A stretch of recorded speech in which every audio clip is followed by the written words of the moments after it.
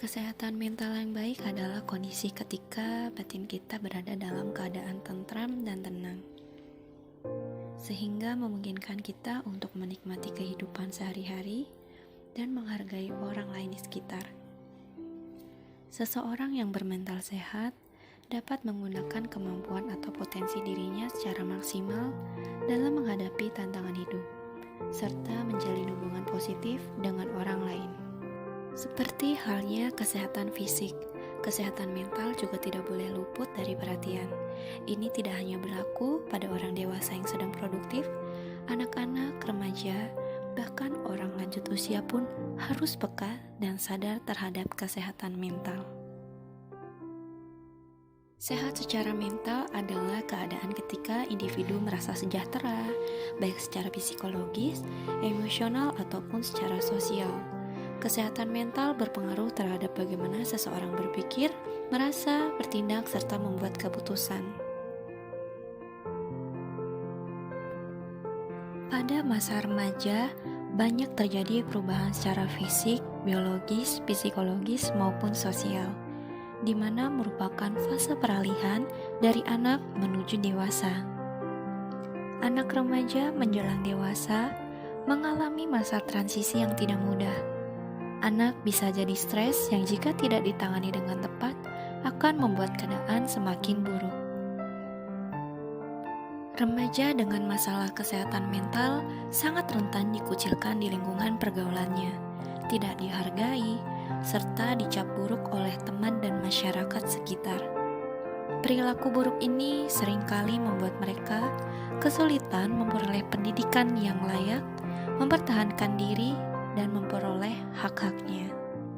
Beberapa jenis gangguan mental yang umum ditemukan antara lain depresi, bipolar, anxiety, gangguan stres pasca trauma, gangguan obsesif kompulsif, dan psikosis. Gangguan mental dapat diawali dengan beberapa gejala berikut ini. Kehilangan motivasi untuk melakukan sesuatu. Delusi, paranoia, atau halusinasi. Kehilangan kemampuan untuk berkonsentrasi. Ketakutan, kekhawatiran, perasaan bersalah yang selalu menghantui. Ketidakmampuan untuk mengatasi stres atau masalah sehari-hari. Marah berlebihan dan rentan melakukan kekerasan. Memiliki pikiran untuk menyakiti diri sendiri. Menarik diri dari orang-orang. Mengalami perubahan suasana hati yang drastis, bisa bingung, pelupa, marah, tersinggung, cemas, dan takut yang tidak biasa. Faktor-faktor yang dapat meningkatkan resiko gangguan mental pada remaja. Tekanan untuk menyesuaikan diri dengan teman sebaya.